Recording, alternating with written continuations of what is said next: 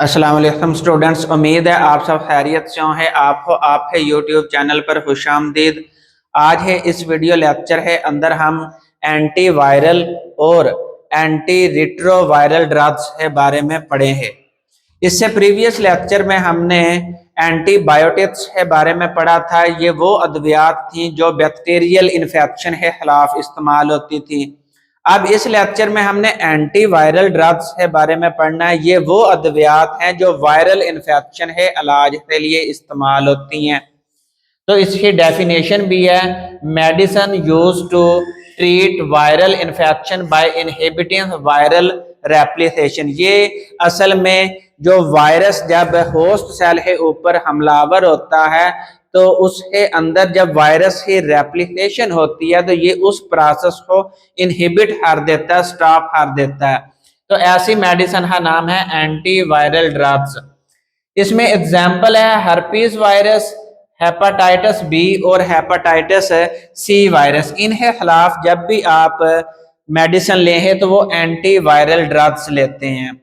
अब ये जो एंटीवायरल ड्रग्स होती हैं ये वेरी सिलेक्टिव होती हैं। क्यों?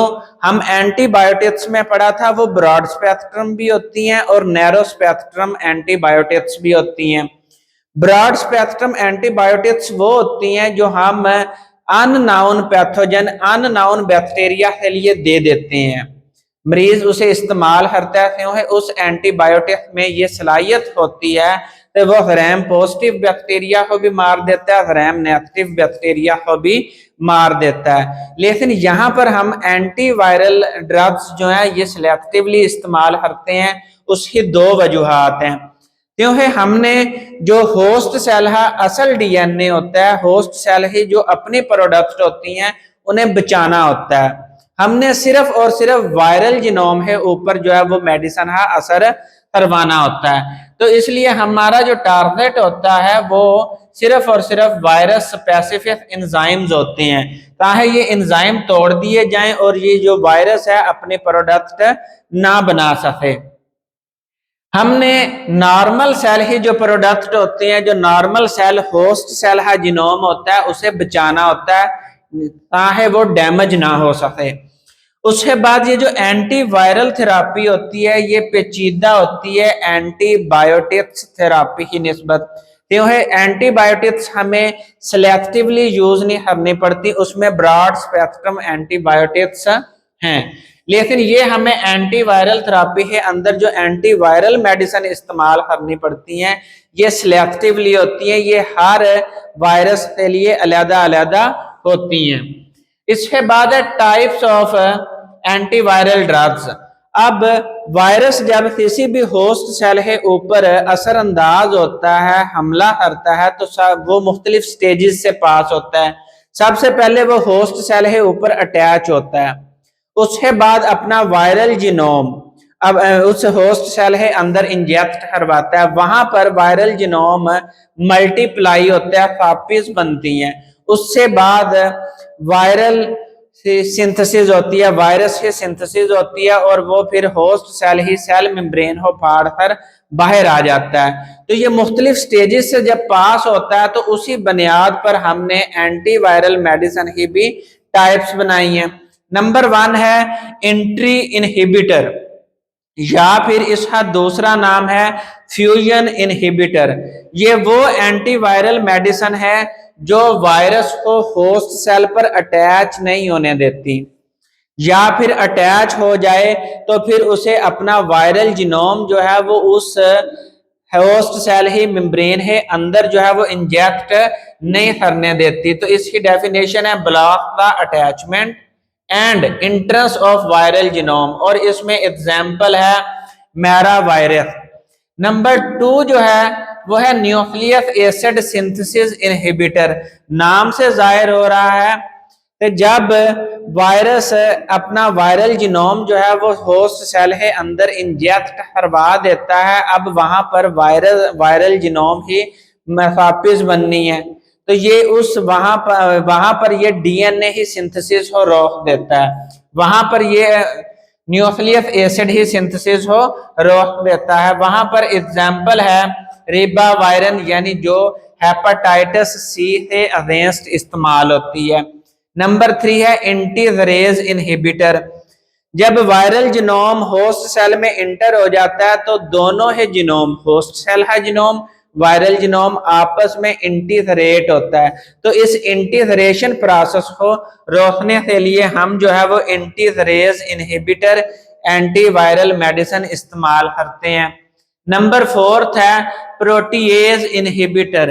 प्रोटीएज इनहिबिटर वो एंटीवायरल मेडिसिन होती हैं, प्रोटीएज इनहिबिटर वो मेडिसिन होती हैं जो वायरस अपने होस्ट सेल है अंदर प्रोटीन्स बना लेता है। अब उस प्रोटीन ने अपने फाइनल कॉन्फ़िगरेशन में जाना होता है, यानी प्राइमरी स्ट्रक्चर, सेकेंडरी, टर्शरी और क्वाटरनरी। तो इस फाइनल कॉन्फ़िगरेशन में चेंज नहीं होने देती ये जो प्रोटीएज इनहिबिटर एंटीवायरल मेडिसिन है।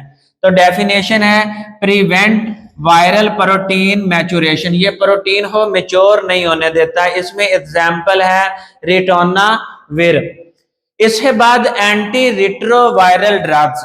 अब चंद वायरसेस ऐसे होते हैं जिनके अंदर जीनोम जो है वो डीएनए की बजाय आरएनए होता है, यानी आरएनए वायरस। अब ये जो आरएनए वायरस होते हैं इनके अंदर चंद वायरसेस ऐसे हैं जो रिट्रो वायरसेस होते हैं, यानी ये अपना जीनोम जो है वो आरएनए की रिवर्स ट्रांसक्रिप्शन करने के बाद डीएनए बनाते हैं, कॉम्प्लीमेंट्री डीएनए बनाते हैं। इनके अंदर जो जीनोम है वो असल में डीएनए नहीं होता। यहां पर एग्जांपल ली जाती है एचआईवी। एचआईवी जो वायरस है ये एड्स बीमारी जो है वो पैदा करवाता है। तो ये जो एंटी रिट्रोवायरल ड्रग्स हैं ये यूज्ड अगेंस्ट रिट्रोवायरसेस मेनली एचआईवी। अब नॉर्मल प्रोसेस है, डीएनए ही ट्रांसक्रिप्शन होती है, आरएनए बनता है, आरएनए ही ट्रांसलेशन होती है और प्रोटीन बनती है। लेकिन यहाँ पर ये एक एंजाइम है रिवर्स ट्रांसक्रिप्टेज, ये आरएनए ही रिवर्स ट्रांसक्रिप्शन के जरिए से डीएनए बना देता है। तो यहाँ पर इसके types of anti retroviral drugs. Number 1 है न्यूक्लियोटाइड रिवर्स ट्रांसक्रिप्टेज इनहिबिटर। अब यहां पर न्यूक्लियोटाइड आपको पता है डीएनए और आरएनए का जो बिल्डिंग ब्लॉक है वो है न्यूक्लियोटाइड। तो यहां पर न्यूक्लियोटाइड ही सिंथेसिस को रोक दिया जाता है, स्टॉप करवा दिया जाता है। ये एंटी रिट्रोवायरल ड्रग जो है ये न्यूक्लियोटाइड को बनने नहीं देती, जिसकी वजह से डीएनए चेन जो है वो टर्मिनेट हो जाती है, खत्म हो जाती है। इसमें एग्जाम्पल है टेनोफॉयर। इसके बाद नंबर 2 जो है वो है non nucleoside reverse transcriptase inhibitor. ये असल में जो इनहिबिटर जो एंजाइम है रिवर्स ट्रांसक्रिप्टेज ये असल में बराह रास्त उसे इनहिबिट कर देता है, यानी ये उसे अपना काम सरंजाम देने नहीं देता। ये directly inhibit reverse transcriptase enzyme, जिसकी वजह से रिवर्स ट्रांसक्रिप्शन नहीं हो पाती और आरएनए जो है वो डीएनए में तब्दील नहीं होता। इसमें एग्जाम्पल है एट्राविराइन। नंबर 3 जो है वो है प्रोटीएज इनहिबिटर। ये भी प्रोटीन हो जो है वो फाइनल कॉन्फ़िगरेशन में मैच्योर होने नहीं देता। ये prevent maturation of HIV protein. क्योंकि ये ड्रग्स, ये मेडिसिन जो है वो एचआईवी के अगेंस्ट इस्तेमाल होती हैं, तो ये एचआईवी जो प्रोटीन बनाता है ये उसको मैच्योर होने नहीं देता। इसमें एग्जाम्पल है एटाजेनावायर। अब all antiretroviral drugs are antiviral drugs। Antiretroviral ये भी वायरस के अगेंस्ट ही इस्तेमाल होती हैं, लेकिन ये स्पेशली उन वायरस के खिलाफ इस्तेमाल होती हैं जिनमें जीनोम जो है वो आरएनए है। तो इसका मतलब है एंटी रिट्रोवायरल मेडिसिन जो है, एंटी रिट्रोवायरल ड्रग्स जो हैं ये असल में सब सेट हैं एंटीवायरल ड्रग्स का। ये असल में होती एंटीवायरल ड्रग्स ही। तो इस स्टेटमेंट का मतलब है तमाम एंटी रिट्रोवायरल ड्रग्स जो हैं वो असल में एंटीवायरल ड्रग्स ही हैं। लेकिन all antiviral drugs are not antiretroviral drugs. ये जो हर वायरस के खिलाफ इस्तेमाल होने वाली एंटीवायरल ड्रग्स हैं, ये एंटी रिट्रोवायरल नहीं है, ये रिट्रोवायरस के अगेंस्ट इस्तेमाल नहीं होती। अलबत्ता वो एंटीवायरल ड्रग्स जो रिट्रोवायरस के लिए इस्तेमाल होती हैं, वो नॉर्मल वायरस के लिए भी इस्तेमाल हो जाती हैं।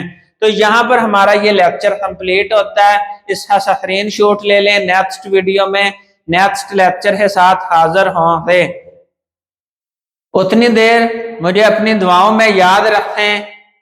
फी अमानिल्लाह।